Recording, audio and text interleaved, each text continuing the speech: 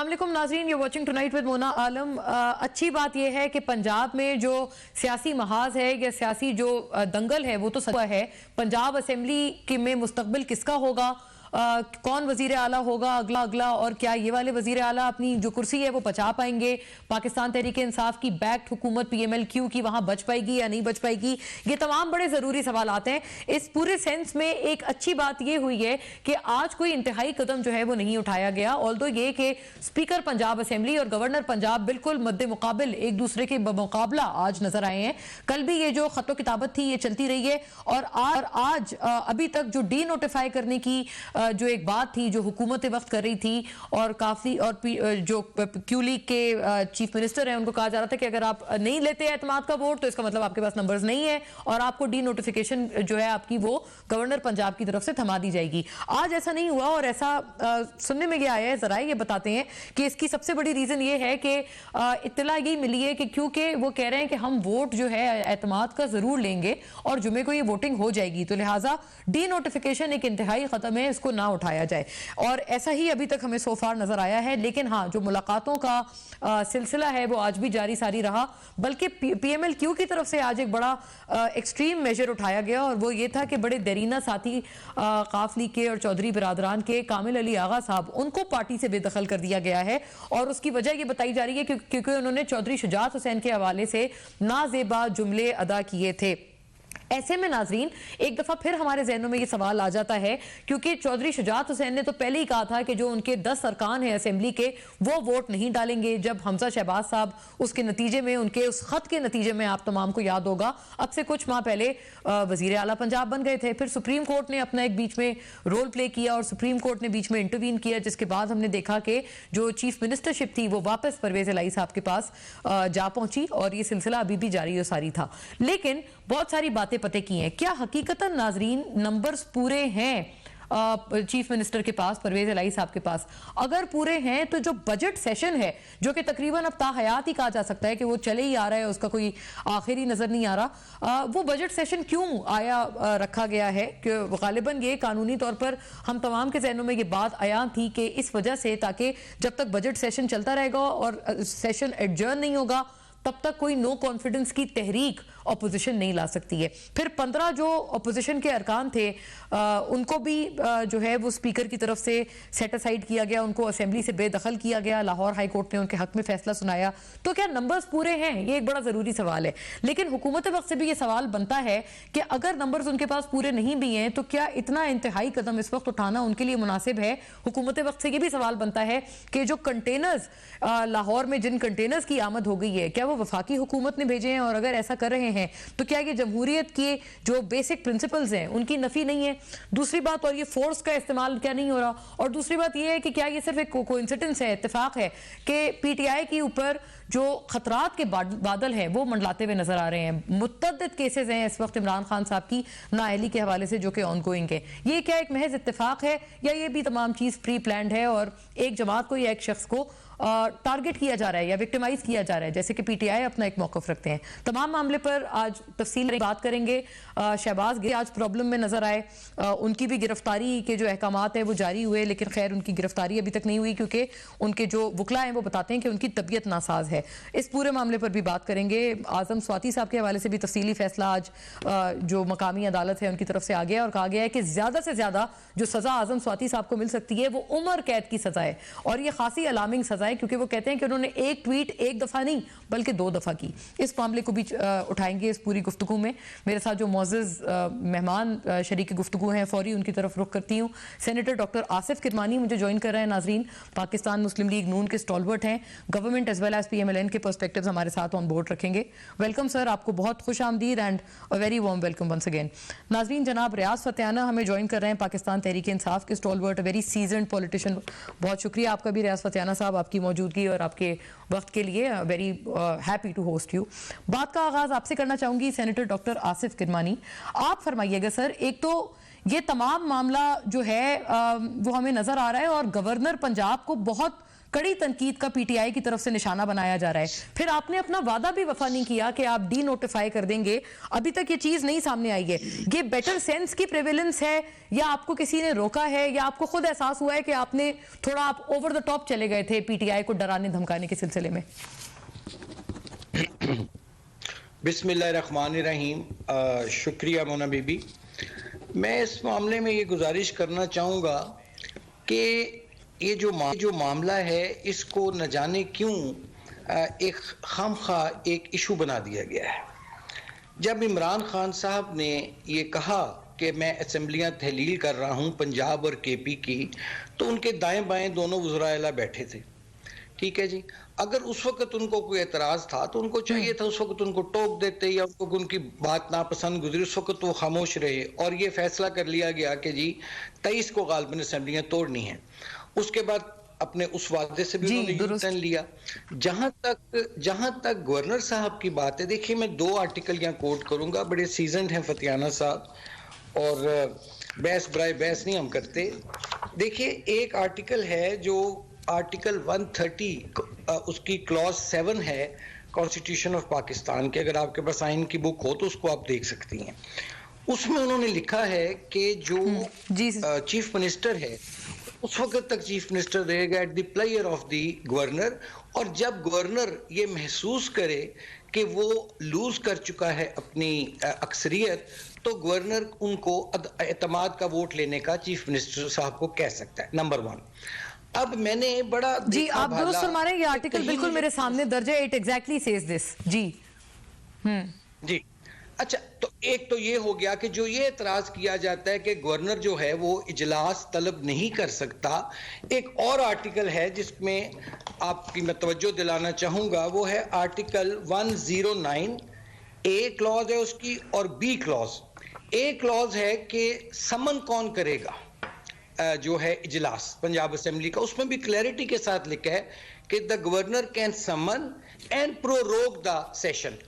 अच्छा, अब ये कहते हैं हमारे जो ओपोनेंट्स हैं पॉलिटिकल कि जी वो स्पीकर साहब जौन से हैं, स्पीकर कैन ओनली वो ये कर सकते हैं कि तलब नहीं कर सकते ना वो सिर्फ, और वो भी वो जो तलब करेंगे या मुअख्खर करेंगे या प्रोरोग करेंगे या whatever on the direction advice of the governor, जैसा कि मरकज में होता है कि जो सेशन कॉल करता है वो प्रेसिडेंट की एडवाइस पे किया जाता है। अच्छा, फिर मैंने तीसरा जो एक यहाँ नुक्ता बहस का है हुआ कि भाई ये सेशन के दौरान नहीं हो सकता।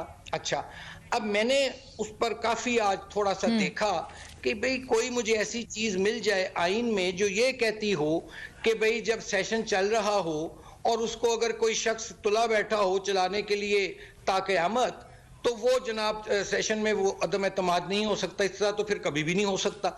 तो मुझे कम से कम कोई ऐसी क्लॉज नजर नहीं है। अगर आपके इल्म में हो या फितियाना साहब के, तो मेरी रहनुमाई करें कि जो ये कहा जा रहा है कि जी सेशन के दौरान अदम एतमाद नहीं हो सकता।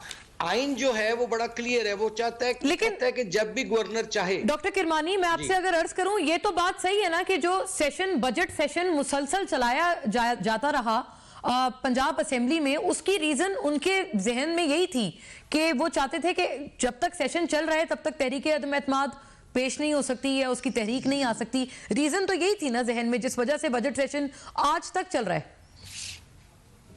देखिए वो तो फिर ये मेलाफाइडी हुई ना, it's a simple mala fide, case of mala fide कि आप अपने इक्तदार को तूल देने की खातिर ये भी आप कह रहे हैं कि ऐसा है नहीं। हाँ ठीक है, मतलब जो मुझे नहीं मिला ऐसा, मुझे कोई नहीं, मुझे यही मिला है कि जब ठीक है हम भी ढूंढते हैं एनी प्लेस, यहां तक लिखा है, ये जरूरी नहीं है at any place any time, it is the discretion of the governor to summon और प्रोरोग द असेंबली सेशन। अब मुझे नहीं पता ये नए कहां से हीले बहाने ले आते हैं, लेकिन इसमें सारा जो मैंने आपको अर्ज करूं जो नुकसान हो रहा है ना, वो पाकिस्तान का हो रहा है, वो पाकिस्तान के गरीब आवाम का हो रहा है, वो पाकिस्तान की मिडिल क्लास का हो रहा है। मैं ये मामला आगे ले जाऊं जी जरूर जी किरमानी साहब, मैं ये मामला आगे ले जाऊं। जो नुकसान हो रहा है वो आपने बता दिया किसका हो रहा है। जनाब रियाज फतियाना, आप ये नुकसान क्यों होने दे रहे हैं, नंबर 1 सर, और वो जो आर्टिकल है जिसके तहत ये तासुर लिया गया। मुझे बड़ा क्लियर याद है, आप ही हमारे साथ प्रोग्राम में मौजूद थे उस रोज, और कमर जमान कायरा साहब थे, और वो भी माशाल्लाह आपका उतना ही रिगार्ड रखते थे, और उन्होंने भी यही बात आपसे उस वक्त भी आपसे उन्होंने बात की थी और ये फरमाई थी। उन्होंने कहा था कि आपने इसी वजह से ये बजट सेशन मुसलसल रखा हुआ है क्योंकि आप तहरीक अदम एतमाद से बचना चाहते हैं।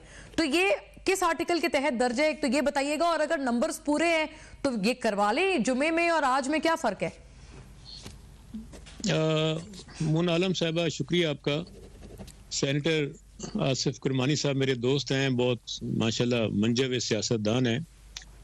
गुजारिश ये है कि मैं इनका शुक्रिया अदा करता हूँ कि इन्होंने हमारे मौक़िफ़ की तायीद कर दी है, जो तरीके इंसाफ का मौक़िफ़ है कि इस सारे सियासी बुरान का नुकसान पाकिस्तान को पहुँच रहा है। यही हम कह रहे हैं काफ़ी दिनों से कि सियासी बुरान से मुआशी बुरान जन्म ले रहा है, सियासी मुआशी बुरान से पाकिस्तान को नुकसान पहुँच रहा है, और पाकिस्तान दिवालिया होने के किनारे पे खड़ा हुआ है। इसका हल क्या है? हल वही है जो हम डे फर्स्ट कह रहे हैं कि फौरी तौर पर अवाम के पास जाया जाए कि अवाम की नुमाइंदगी का अहल कौन है। ये हैं PDM या पाकिस्तान तहरीक इंसाफ, और इलेक्शन में चले जाए। दुनिया में जहाँ कहीं भी पोलिटिकल क्राइसिस पैदा होता है, हमेशा सियासतदान अवाम के पास नए फ्रेश मैंडेट और इलेक्शन के लिए चले जाते हैं। ये पहले ये हमेशा कहते रहे इलेक्शन इलेक्शन इलेक्शन, जब हम तैयार हो गए इलेक्शन करवाने के लिए भाग गए हैं। नंबर 2, इस वक्त आपने खुद ही कहा कि इस वक्त सेशन चल रहा है। आपको याद होगा एक सेशन पंजाब असम्बली में चल रहा था जिसको प्रेजलाई चेयर करते थे बतौर स्पीकर, जब वो स्पीकर थे। जी एक सेशन ऐवान इकबाल में शुरू कर दिया गया जिसकी कोई हैसियत नहीं थी। ऐवान इकबाल महज एक हाल है, फंक्शन होते हैं। पंजाब असम्बली के होते हुए सेकंड सेशन चलता रहा ऐवान इकबाल में, जहाँ बजट भी पेश करके पास कर लिया गया, और वो अजलास भी आज तक फरोग नहीं हुआ। वो भी इजलास कागजों में चल रहा है। एट ए टाइम पंजाब में मज़का खेज तौर पर 2 इजलास अभी तक कागजों में चल रहे हैं। एक वो गवर्नर साहब ने तलब किया था ऐवान इकबाल में, उसको भी ख़त्म नहीं किया। एक इजलास जो हमारा चल रहा है अभी तक चल रहा है। नंबर 2, जब ये खुद मानते हैं PDM वाले के इस इजलास के चलाने का मकसद ये कि तरीके अदम एतमाद ना आए, बिल्कुल दुरुस्त कहते हैं। यही हमारा मौक़िफ़ है। एक वक्त में एक सेशन हो सकता है, वो सेशन चल रहा है, उस सेशन की मौजूदगी में दूसरा सेशन गवर्नर साहब तलब नहीं कर सकते। नंबर 3, 18वीं तरमीम के बाद क्या हम ये जान सकते हैं कि ये आइन में अगर किसी आर्टिकल के तहत दर्ज है तो ये भी हमें पता चले, जैसे अभी किरमानी साहब भी यही बात को फरमा रहे थे। इसमें 3 चीजें आती हैं। एक है आईन पाकिस्तान, दूसरा है rules of business, right, rules of procedure and conduct of business provincial assembly of Punjab. Third आ जाता है रवायात या ट्रेडिशंस। तो इस सिलसिले में ये सारी चीजें, कोई भी ऐसी बात नहीं अगर कि इनको हमारी बात से इत्तेफाक नहीं है, अदालतें मौजूद हैं, ये अदालत में जाके उसकी इंटरप्रिटेशन कर सकते हैं, क्योंकि आइन कानून तो हमने बनाया हुआ है ना, असम्बलियों ने बनाया हुआ है, अदालतों ने नहीं बनाया हुआ। लेकिन जहाँ कोई बुरान पैदा होता है तो अदालतों का काम है उसकी आनी तौर पर इंटरप्रिटेशन करें कि इस है क्या, वजाहत करें। तो हमें तो कोई प्रॉब्लम नहीं, इनको जरूरत है तो जाकर अदालत में इस बात की वजाहत ले लें जाके। लेकिन मैं जिस बात पे हूँ वो यही है कि इनका पहली अगली बात यह है कि आज आपको याद होगा इनके एक वफाकी वजीर का बयान था, सदर ममलकत अपने चेहरे पे बैटरी मक्खी नहीं उड़ा सकते वज़ीर आज़म की एडवाइस के बगैर। बिल्कुल दुरुस्त कहा। यही अगर सदर ममलकत की वज़ीर दाखिला का बयान था राना सनाउल्लाह साहब का। जी हाँ, तो फिर वही सेम मामला गवर्नर पंजाब का भी आ जाता है। 18वीं तरमीम के बाद गवर्नर पंजाब का दफ्तर महज एक डाक खाना है, लेटर बॉक्स है, बस नथिंग। जब तक उनको एडवाइस नहीं आएगी वज़ीर आला पंजाब की, वो कुछ भी नहीं कर सकते, ना वो इजलास बुला सकते हैं, ना इजलास खारिज कर सकते हैं। लेकिन फतियाना साहब, मुझे याद पड़ता है जब आपके गवर्नर थे पंजाब में उमर चीमा साहब, तब उस वक्त भी वो एक मतलब रिबेलियस नजर आते थे, और उन्होंने भी बड़ी, जैसे कहते हैं ना, टफ टाइम दिया हुआ था उन्होंने। हमजा शहबाज साहब उस वक्त वजीर आला थे पंजाब के। तो ये बात जो है ना, ये दोनों पे आपके टाइमिंग्स के हिसाब से लागू होती है, जब आपके गवर्नर थे तब भी और अभी भी आप जैसे फरमा रहे हैं। आफ्टर अ ब्रेक इसके ऊपर बात करते हैं।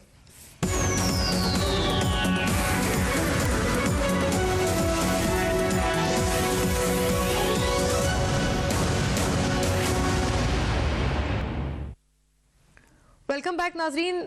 किरमानी साहब, आपने सुना फतियाना साहब आपका शुक्रिया अदा करते हुए नजर आए। उन्होंने शुरुआत ही यहाँ से की कि आपने उनके मौक़िफ़ की तायीद कर दी है। वो तो कब से ये कह रहे हैं कि आप इलेक्शंस कराएं, और ये जो गैर यकीनी की सूरत हाल है ये दरअसल पाकिस्तानियों के लिए वबाले जान बन गई है। और इमरान खान साहब ने आज एक बात फरमाई है कि आपने उनको किधर किधर से आपने उनको ना जिसे कहते हैं कॉर्नर कर दिया है और आपने उनको दीवार से लगाया है। ये सुनिएगा, फिर इसका जवाब फरमाइए प्लीज। ये जिस एक आदमी ने फैसला किया इन चोरों को मुसल्लत करने का, हमारे से ये चोर हजम करवाने में हम कितना और नीचे गिरेंगे। क्या क्या नहीं हुआ कि गंदी वीडियोस, कोई ऑडियोज निकल रही हैं, बच्चे हमारे देख रहे हैं, सारे सोशल मीडिया पे गन देख रहे हैं, सिर्फ इसलिए कि किसी तरह ब्लैकमेल किया जाए, बस किसी तरह ये हम इन चोरों को हजम कर लें। जी सेनेटर साहब, सिर्फ ये तमाम चीजें इसलिए की जा रही हैं, पहले केसेस की कमी नहीं है, 5 केसेस नाअहली के लिए चलाए जा रहे हैं इमरान खान साहब पे, फिर वो कह रहे हैं कि दूसरा अब ऑडियोज और वीडियो लीक्स का सहारा लिया जा रहा है उनको मलाइन करने के लिए। मैं वो उनका इमरान खान साहब के हवाले से बात करने से पहले मैं मोहतरम फतियाना साहब ने जो बात की है उस पर जरा आधा मिनट मुझे दीजिए। देखिए, आपने ठीक कहा कि ये अवाम का, और फतियाना साहब ने एग्री किया जो मैंने बात की। देखिए, आईने पाकिस्तान किसके लिए बना है? पाकिस्तान के तहफ़्फ़ुज़ के लिए, जमहूरियत के तहफ़्फ़ुज़ के लिए, और अवाम की फलाह बहबूद और अवाम के जो बुनियादी हकूक़ हैं उनके तहफ़्फ़ुज़ के लिए आईने पाकिस्तान वजूद में आया है।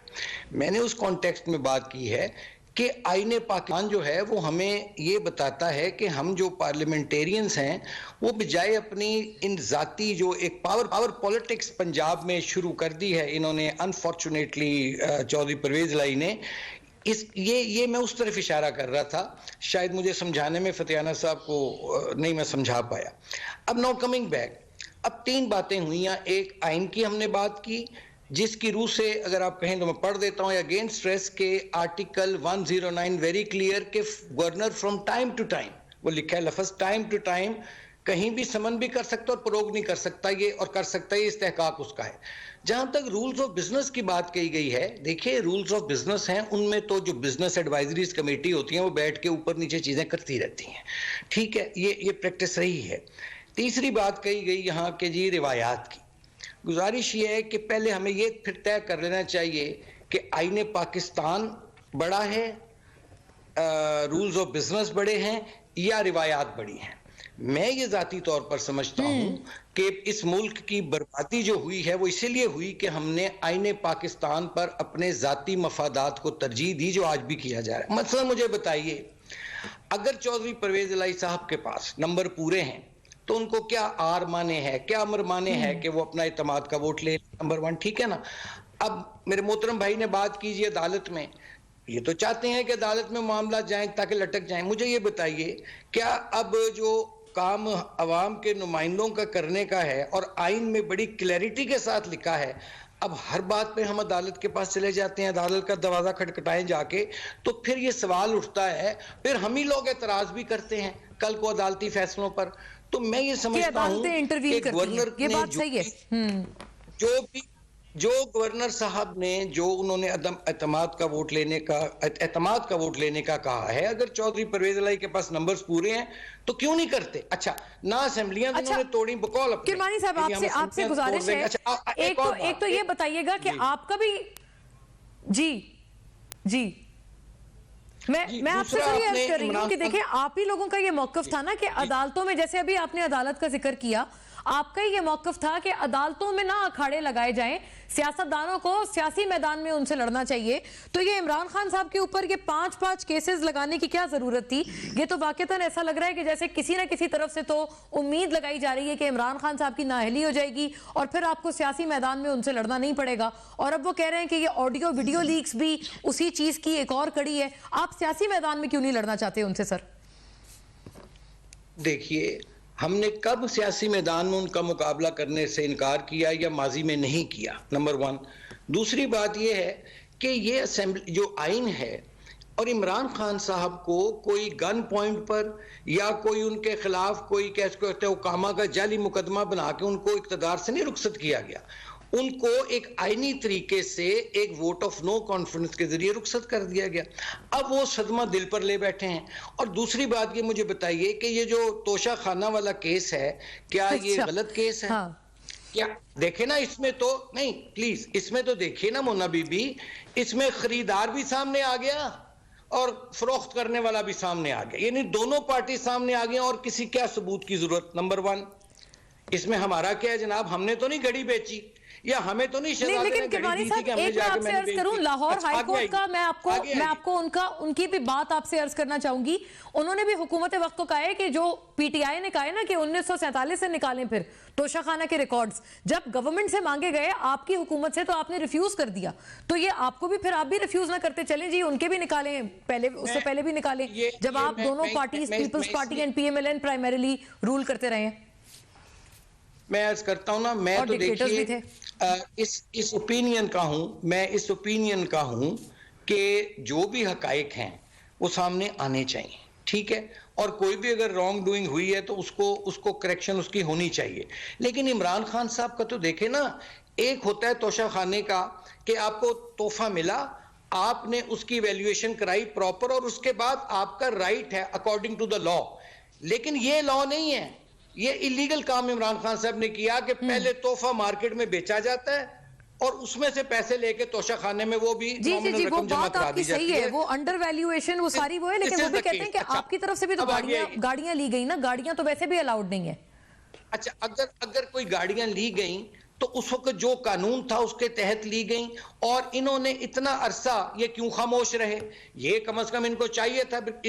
इसमें इनकी घड़ियां जब चोरी पकड़ी गई तो उसके बाद फिर वो गाड़ियों के में तेजी आ गई मामलात में। अच्छा, तब इनको गाड़ियां याद आई हैं। जहां तक आपने दूसरी आपने जहां तक बात फरमाई ना, देखिए दूसरा जो है फॉरेन फंडिंग केस है, वो हमने नहीं शुरू किया, वो इनके अपने बानी मेंबर थे अकबर एस बाबर साहब हैं, उन्होंने उसको सारा शुरू भी किया और फॉलो अप भी उन्होंने किया, और उसका फैसला इलेक्शन कमीशन ने किया। इसमें बताइए नून लीग का या मेरा या किसी और का कहां से अमल दखल आ गया?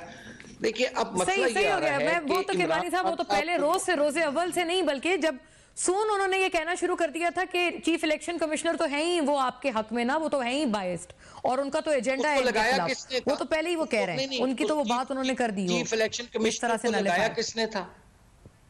चीफ इलेक्शन कमिश्नर को लगाया किसने? ठीक है, मैं ये मामला ले जाती हूँ फतियाना साहब की तरफ, ठीक है, राइट। इमरान खान साहब कहते हैं फतियाना साहब आपने लगाया, आपका ही चीफ इलेक्शन कमिश्नर।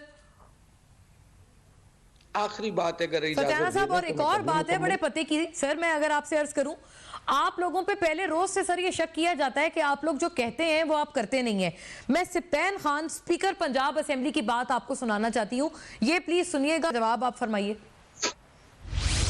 बट जो रुकावटें आ गई हैं नो कॉन्फिडेंस की और कॉन्फिडेंस की, अब इनको दूर करने के बाद ही रेजोल्यूशन ऑफ असेंबली होगी, और ये नो कॉन्फिडेंस जो है ये तकरीबन maybe first week of सदर का जनवरी।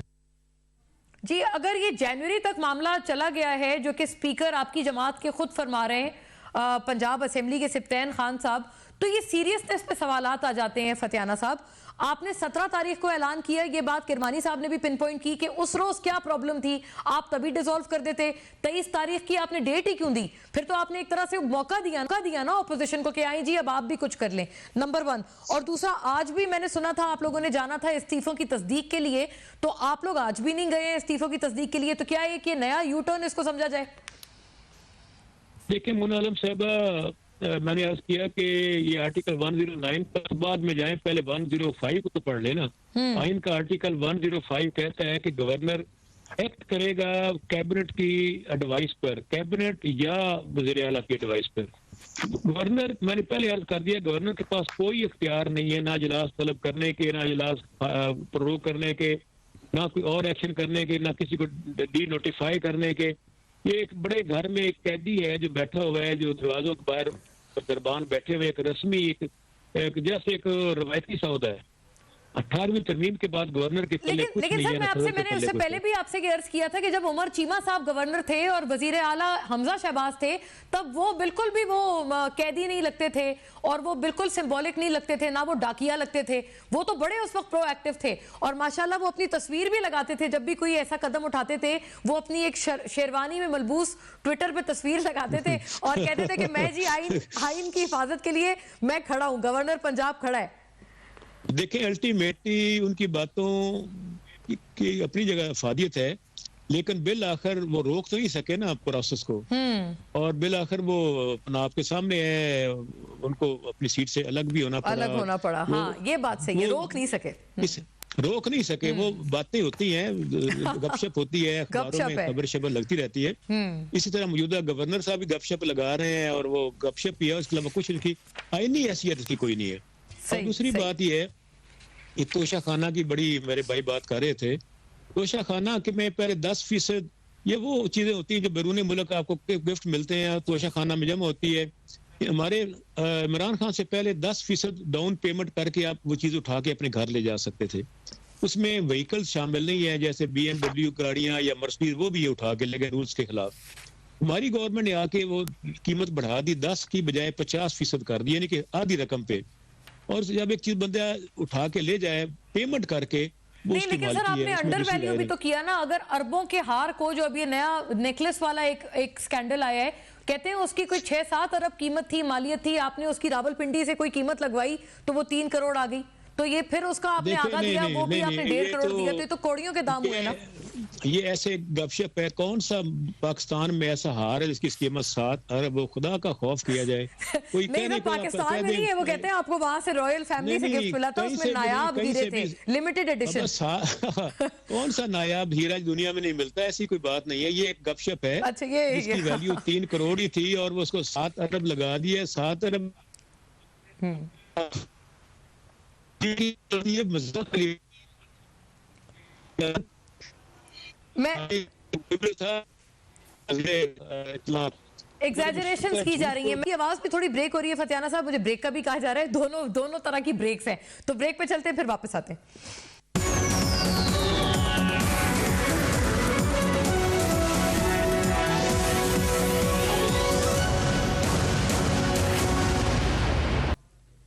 वेलकम बैक नाजरीन। फतियाना साहब, आप ब्रेक से पहले जो फरमा रहे थे, आपकी आवाज कुछ ब्रेक हुई थी, मुकम्मल प्लीज कर लें, और एक इसका भी जवाब साथ साथ पुख्तसरन फरमा दें before I go to doctor Kirmani के 100 बातों की एक बात है, अगर आपके नंबर पूरे हैं तो आप ले लें ये वोट। आपको अभी भी कोई लगता है शकूक व शुबात है, क्योंकि आज कामिल अली आगा साहब को चौधरी शुजात हुसैन पे तनकीद करने की बिना पर पार्टी से बेदखल कर दिया गया।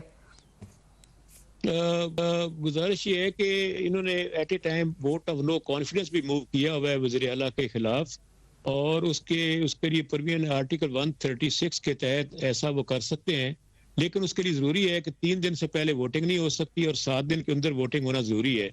तो वो सामने आ जाएगा। अभी तो वो उन्होंने मूव किया है, विद इन 7 डेज उस पर वोटिंग स्पीकर साहब करवा देंगे, तो दूध का दूध पानी का पानी हो जाएगा, आ जाएगी। ये तो आपको मालूम ही है कि 10 इसमें कायदे आज़म मुस्लिम लीग के हैं, 181 वोट पाकिस्तान तहरीक इंसाफ के हैं, इसमें से तो ये 191 वोट बनता है टोटल। 186 वोट चाहिए अदम इत्मीद के लिए, तो 186 वोट पहले तो पूरे ये करके दिखाए ना, क्योंकि वोट ऑफ नो कॉन्फिडेंस में लोग हमने पूरे नहीं करने, इन्होंने पूरे करने हैं। हम आराम से बाहर बैठ के एंजॉय करेंगे, तमाशा देखेंगे। 186 बंदा ये पूरा करके पहले हाउस के अंदर ले जाके तो दिखाए ना। तो मेरा ख्याल ये गपशप है, सिर्फ एक कौम की तवज्जो हटाने के लिए, महंगाई से इनकी एक मूव है, वरना हम तो 23 को असेंबली तोड़ देते, इन्हें इलेक्शन लड़ना पड़ता। इलेक्शन से भागने के लिए इन्होंने तहरीक अदम इत्मीद पेश की है, वरना इसका और कोई फायदा इनको नजर नहीं आता। माँ ये चांद दिन की बात है, चांद दिन की चांदनी फिर आप कोई दिन आप ले रहे हैं जो कि आपको हक है कि आप विद इन 7 डेज वो जो वोटिंग है आप वो within the stipulated time आप करा देंगे, no big deal. Senator Kirmani, कोई बड़ी बात नहीं सर। आपको आर्टिकल 105 भी कोट किया है रियाज फतियाना साहब ने, उन्होंने कहा है गवर्नर को एडवाइस मिलनी चाहिए, ना उनको वजीर आला से एडवाइस मिली, ना उनको सदर पाकिस्तान से एडवाइस मिली। गपशप है ये सारी गपशप, उन्होंने कहा है यही गपशप आप उनके तोशा खाना के केसेस के और हार हीरे जवाहरात के हवाले से कर रहे हैं। नहीं, ये मैं बड़े अदब से उनसे इख्तलाफ करूंगा कि ये आर्टिकल 105 में एडवाइस लिखा हुआ है, लेकिन कभी भी जो कौमी असेंबली सूबाई असेंबली का इजलास है वो तो क्लियर है ना आर्टिकल, जैसे मैंने कहा आइन में के वो तो उसकी डिस्क्रिप्शन है गवर्नर की, उसके लिए उसको एडवाइस की जरूरत नहीं, number 1 according to my understanding of the constitution. दूसरा, यहाँ जब आप तोशाखाना की बात कर रहे हैं ऑल टुगेदर 10% का कहा गया, हालांकि 10% नहीं था, वो 20% था, तोशाखाना में आप जमा कराएं प्रॉपर इवेल्युएशन करा के। लेकिन उस पर भी इमरान खान साहब ने एक बहुत बड़ी ठगी की। वो चूंकि पता नहीं क्या उनके एडवाइजर बड़े शातिर हैं, जो भी थे जिन्होंने घड़ियां बेची, उन्होंने उसको 20% पैसे दे के बाद में 50% कर दिया। भाई आपने अगर 50% ही करना था तो फिर आप 50% पे भी करते। खैर, नाउ कमिंग बैक, देखिए ये 186 का नंबर जो फतियाना साहब ने फरमाया है, तो इसमें अर्ज ये है कि अगर चौधरी परवेज इलाही जो कि चीफ मिनिस्टर अपने आप को दावा करते हैं, जिनके 8 या 10 मेंबर हैं, तो वो अगर उसमें थोड़ा एक रिवायात भी कह लें और मोरालिटी भी है कि उसमें कि हाई मॉरल्स का तकाजा है कि वो कल ले आए, कहें जी ये देखें जी मेरे पास 186 नंबर पूरे हैं जी, अल्लाह अल्लाह खैर सल्ला, और वो अपने आराम से बाकी वक्त करें। मोरालिटी के हवाले से हमने तो डिस्टेबलाइज नहीं किया, हमने तो डिस्टेबलाइज नहीं किया। दावा तो इनका था ना, ये असेंबलियां तोड़ने से चले थे, हालांकि आइन में क्लियर है कि इलेक्शन 5 साल के बाद होंगे, वोट ऑफ नो कॉन्फिडेंस के बाद एक चेंज ऑफ गवर्नमेंट आई है, अल्लाह अल्लाह खैर सल्ला, इसी तरह चल रहा था सिस्टम। हमने तो डिस्टेबलाइज पंजाब को नहीं किया, वो तो इमरान खान साहब ने तकरीर करके कहा कि मैं डिसॉल्व करूंगा, फिर गालबन उन्होंने समझाया गया उनको कि भाई ये तुम्हारे जो जमान पाक के बाहर पंजाब पुलिस तुम्हें हिफाजत दे रही है, प्रोटोकॉल दे रही है, जहाजे तैयारे मिल रहे हैं और KPK के ये सब खत्म हो जाएगा। उस पे उन्होंने फिर ये एक पत्ता खेला और ये जो आपके सामने सारी एक केओस है सारा। तो मेरा अर्ज करने का मतलब ये है कि गवर्नर ने जो काम किया वो आईनी किया। हाँ, जो स्पीकर साहब काम कर रहे हैं वो गैर आईनी कर रहे हैं। स्पीकर साहब इजलास को ना तलब कर सकते हैं आज खुद, ना ही वो प्रोरोग कर सकते हैं।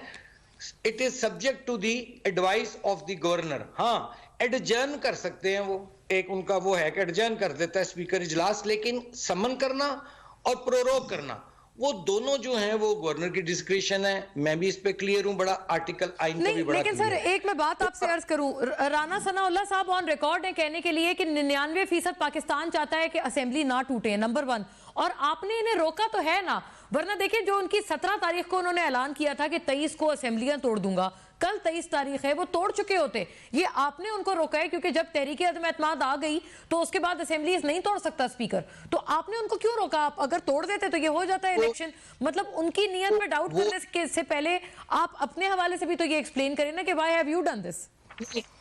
नीयत पर शक तो बनता है ना, क्योंकि आप कह रहे थे कि मैंने डिसॉल्व करनी है। पहली नीयत पर शक ये आता है कि अगर आपने काम इतना ही नेक आप समझते हैं कि उसमें बड़ी बरकतें हैं, उस काम में आपको मिलेंगी, बड़ी नेकियां समेटेंगे आप, तो आप फौरन तोड़ते।